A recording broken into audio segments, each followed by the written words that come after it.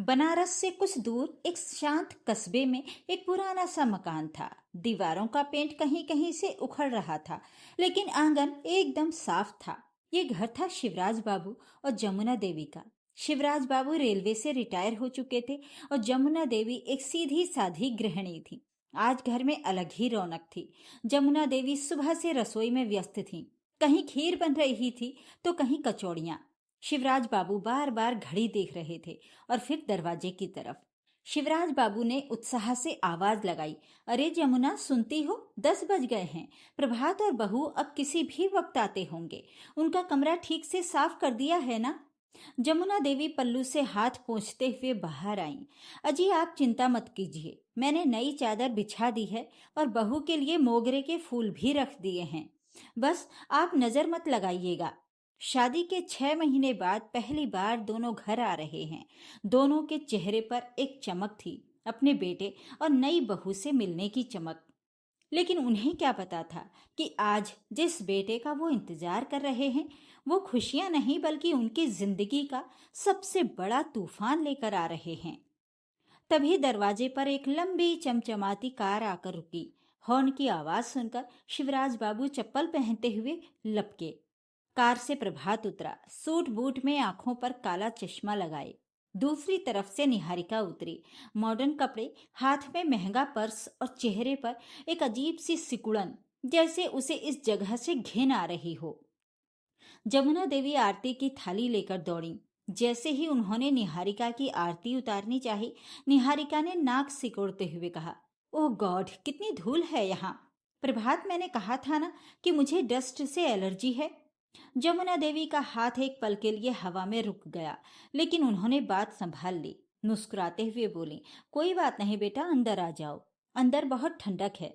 अंदर सोफे पर बैठते ही निहारिका ने कमरे का जायजा लेना शुरू किया। पुरानी घड़ी, लकड़ी की मेज और दीवारों पर टंगी पूर्वजों की तस्वीरें। पानी पीते हुए प्रभात ने गला साफ किया। माँ, बाबूजी, हम यहाँ सिर्फ मिलने नहीं आए हैं, बल्कि एक जरूरी बात करने आए हैं। शिवराज बाबू ने प्यार से पूछा।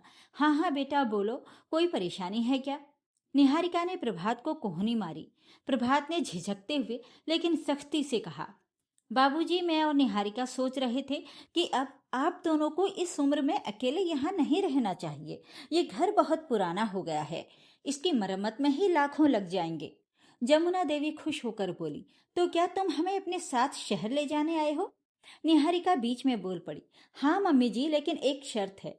हम शहर में एक बड़ा पेंट हाउस लेना चाहते हैं जहां हम सब साथ रह सकें, लेकिन उसके लिए पैसों की जरूरत है। इसलिए हमने सोचा है कि आप इस पुराने घर को बेच दें। ये सुनते ही कमरे में सन्नाटा छा गया। शिवराज बाबू के हाथ से चाय का कप मेज पर रखते हुए खटक की आवाज आई। शिवराज बाबू की आवाज भारी हो गई। बेचने को कह रहे हो प्रभात? ये ईंट पत्थर का मकान नहीं है, ये तुम्हारे दादाजी की निशानी है। मेरा बचपन बीता है यहाँ। तुम्हारी माँ डोली में बैठकर इसी आंगन में उतरी थी। हम इसे जीते जी नहीं बेच सकते। प्रभात अब अपने असली रूप में आ गया। उसने झुंझला कर कहा, बाबूजी, इमोशनल मत बनिए, प्रैक्टिकल सोचिए। यहाँ इस कस्बे में इस खंडहर की कीमत वैसे भी गिर रही है। अभी एक बिल्डर 50 लाख देने को तैयार है। ये मौका बार बार नहीं मिलेगा। जमुना देवी की आंखों में आंसू आ गए। बेटा, पैसे के लिए तू अपने पुश्तैनी घर का सौदा करेगा? हमारे मरने के बाद जो करना हो कर लेना, पर अभी नहीं। निहारिका अब गुस्से में खड़ी हो गई। देखो प्रभात, मैंने पहले ही कहा था कि इन बूढ़े लोगों को समझाना बेकार है। इन्हें अपनी टूटी दीवारों से प्यार है, बेटे की तरक्की से नहीं। उसने शिवराज बाबू की तरफ उंगली उठाते हुए कहा, ससुर जी, साफ बात सुन लीजिए। अगर ये घर नहीं बिका तो हमारे पास शहर वाले फ्लैट के लिए डाउन पेमेंट नहीं होगी, और अगर फ्लैट नहीं लिया तो हम आपको अपने साथ नहीं रख सकते। शिवराज बाबू भी अब गुस्से से कांपने लगे थे। वो अपनी जगह से खड़े हुए और कड़क आवाज में बोले, तुम मत रखो, हमें तुम्हारे महलों की जरूरत नहीं है। अपनी कमाई पर घमंड करना अच्छी बात है बेटा, लेकिन बाप की कमाई को बेचने का हक मैंने तुम्हें नहीं दिया। ये घर नहीं बिकेगा, ये मेरा फैसला है। प्रभात ने गुस्से में टेबल पर मुक्का मारा। ठीक है, अगर आपका फैसला यही है तो मेरा फैसला भी सुन लीजिए। अगर आप हमारे भविष्य के बारे में नहीं सोच सकते तो हमारा आपसे कोई वास्ता नहीं। प्रभात ने निहारिका का हाथ पकड़ा और मुड़ा। चलो निहारिका, यहाँ रुकना बेकार है। जमुना जी पीछे दौड़ी। अरे बेटा रुको, खाना तो खा लो, ऐसे मत जाओ। प्रभात ने माँ का हाथ झटक दिया। किस हक से रोक रही हो माँ? जब बेटे की बात नहीं मान सकती तो बेटा कैसा? आज से समझ लेना कि प्रभात मर गया। ये शब्द किसी खंजर की तरह जमुना देवी के दिल में उतर गए। प्रभात और निहारिका गाड़ी में बैठे और धूल उड़ाते हुए वहां से चले गए। पीछे रह गए तो बस आंगन में बिखरा सन्नाटा, ठंडी होती खीर और दो बूढ़े माँ बाप जिनकी आंखों के सामने उनकी दुनिया उजड़ चुकी थी। शिवराज बाबू ने अपनी पत्नी के कंधे पर हाथ रखा, लेकिन उनकी अपनी आंखें भी उस धूल भरे रास्ते को निहार रही थीं, जहां उनका बेटा ओझल हो गया था। प्रभात की गाड़ी धूल उड़ाते हुए ओझल हो चुकी थी, लेकिन अपने पीछे वो एक ऐसा सन्नाटा छोड़ गई थी जो किसी शोर से भी ज्यादा भयानक था। शिवराज बाबू उसी कुर्सी पर पत्थर की मूरत बने बैठे थे, जहां बैठकर उन्होंने अपने बेटे को पाल पोसकर बड़ा करने के सपने देखे थे। जमुना देवी, जो अब तक आंसुओं को रोके खड़ी थीं, फूट फूट कर रोने लगीं। वो दौड़कर शिवराज बाबू के पास गईं और उन्हें हिलाया। सुनिए जी, कुछ बोलिए तो सही, ऐसे चुप मत रहिए। वो नासमझ है, चला गया, आप तो हिम्मत मत हारिए। शिवराज बाबू ने धीरे से अपनी पत्नी की ओर देखा। उनकी आंखों में जीवन नहीं, बस एक खालीपन था। उन्होंने कांपते होठों से कहा, जमुना, मेरा अभिमान टूट गया। जिस बेटे पर इतना गुमान था, उसने आज मुझे बेकार और जिद्दी कह दिया। बात पूरी करते करते शिवराज बाबू ने अपना सीना पकड़ लिया। उनके चेहरे पर पसीना छूटने लगा और सांसें उखड़ने लगीं। जमुना, सीने में बहुत दर्द। जमुना देवी की चीख निकल गई। अरे कोई है, बचाओ, जल्दी आओ। पड़ोसी, जो शायद झगड़े की आवाज सुनकर पहले से ही बाहर खड़े थे, दौड़कर अंदर आए। शिवराज बाबू बेहोश होकर कुर्सी से लुढ़क गए थे। अस्पताल की सफेद दीवारों के बीच जमुना देवी अकेली बेंच पर बैठी थीं। उनका पूरा शरीर कांप रहा था। तभी गलियारे में तेज कदमों की आवाज गूंजी। माँ, ये आवाज रागिनी की थी। बदहवास सी पसीने में लथपथ रागिनी दौड़ती हुई आई। उसे जैसे ही पता चला, वो अपने ससुराल से बिना कुछ सोचे समझे चली आई थी। जमुना देवी अपनी बेटी को देखते ही गले लग गईं और बच्चों की तरह रोने लगीं। रागिनी, तेरे पिताजी को डॉक्टर कह रहे हैं दिल का दौरा आया है। सब उस प्रभात की वजह से हुआ है। रागिनी ने अपने आंसू पोंछे और माँ को पानी पिलाया। उसकी आवाज में गजब की दृढ़ता आ गई थी। माँ, शांत हो जाओ। जब तक मैं हूँ, पिताजी को कुछ नहीं होने दूंगी। भैया चले गए तो क्या हुआ, मैं तो अभी जिंदा हूँ। शिवराज जी ठीक होकर अस्पताल से वापस आ गए। समय का पहिया घूमता रहा। 1 साल, 2 साल, देखते देखते 4 साल बीत गए। इन 4 सालों में उस घर का नक्शा बदल गया था। प्रभात और निहारिका का ना कोई फोन आया, ना कोई चिट्ठी।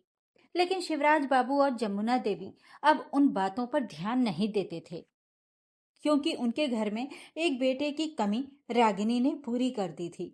रागिनी हर रविवार आती, राशन लाना हो, बिजली का बिल भरना हो या शिवराज बाबू की बीपी की दवाइयां, सब रागिनी के जिम्मे था। एक दिवाली की शाम शिवराज बाबू ने जमुना से कहा, जमुना, याद है हम हमेशा कहते थे कि बुढ़ापे की लाठी बेटा होता है। जमुना देवी ने दिया जलाते हुए कहा, हाँ याद है। शिवराज बाबू मुस्कुराए। हम गलत थे। औलाद बेटा हो या बेटी, फर्क नहीं पड़ता। जो वक्त पर थाम ले वही असली लाठी है। प्रभात ने खून का रिश्ता तोड़ा, लेकिन रागिनी ने दिल का रिश्ता निभाया। उस रात बिना प्रभात के भी उस घर में दिवाली मनाई गई।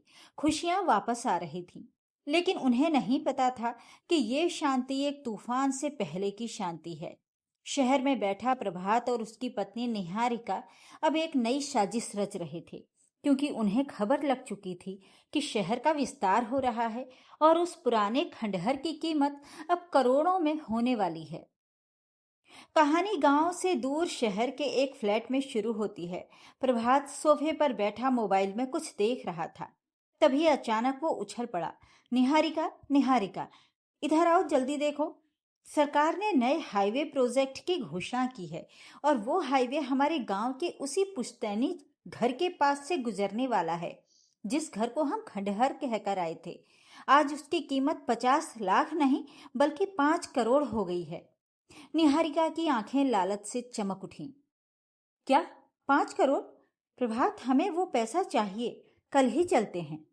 अगले दिन गांव में शिवराज बाबू बरामदे में बैठे अखबार पढ़ रहे थे और पास ही रागिनी, जो कुछ दिनों के लिए मायके आई हुई थी, उनकी दवाइयां छांट रही थी। तभी एक बड़ी गाड़ी आकर रुकी। प्रभात और निहारिका उतरे। प्रभात सीधा शिवराज बाबू के पैरों में गिर पड़ा और रोने का नाटक करने लगा। निहारिका जमुना देवी के पैरों से लिपट गई। माँ की ममता ने तर्क को हरा दिया और उन्होंने उन्हें माफ कर दिया। रागिनी को शक था, लेकिन पिता की खुशी के लिए वो चुप रही। अगली सुबह नाश्ते की मेज पर प्रभात ने एक फाइल निकाली। माँ, बाबूजी, ये सीनियर सिटीजन केयर स्कीम के फॉर्म हैं। इसमें साइन करते ही सरकार की तरफ से आपको पेंशन और मुफ्त इलाज मिलेगा। बस यहाँ नीचे हस्ताक्षर कर दीजिए। जैसे ही जमुना देवी ने पेन कागज पर रखा, एक जोरदार आवाज गूंजी, रुकिए माँ। रागिनी ने फाइल छीन ली और जोर जोर से पढ़ना शुरू किया। सेवा स्कीम पेंशन योजना। वाह भैया वाह, जरा आप भी सुनिए, इसमें क्या लिखा है। मैं शिवराज बाबू अपना ये मकान और इससे जुड़ी सारी जमीन अपने पुत्र प्रभात के नाम करता हूँ। रागिनी ने कागज प्रभात के मुंह पर लहराया। ये पावर ऑफ अटॉर्नी है भैया। तो माँ बाप को पेंशन देने नहीं, उन्हें बेघर करने आए हो। निहारिका चिल्लाई। हाँ, तो क्या गलत है? ये घर प्रभात का ही तो है। तू पराई है, तेरा इस घर पर क्या हक? रागिनी ने निहारिका की आंखों में आंखें डालकर कहा। हक खून से नहीं, सेवा से मिलता है भाभी। जमुना देवी ने रागिनी के हाथ से वो फाइल ली और उसके 2 टुकड़े कर दिए। फिर वो अंदर से एक लाल फाइल लेकर आई और मेज पर पटकती हुई बोली, पढ़ इसे, ये क्या है? प्रभात ने फाइल खोली। गिफ्ट डीड रागिनी के नाम।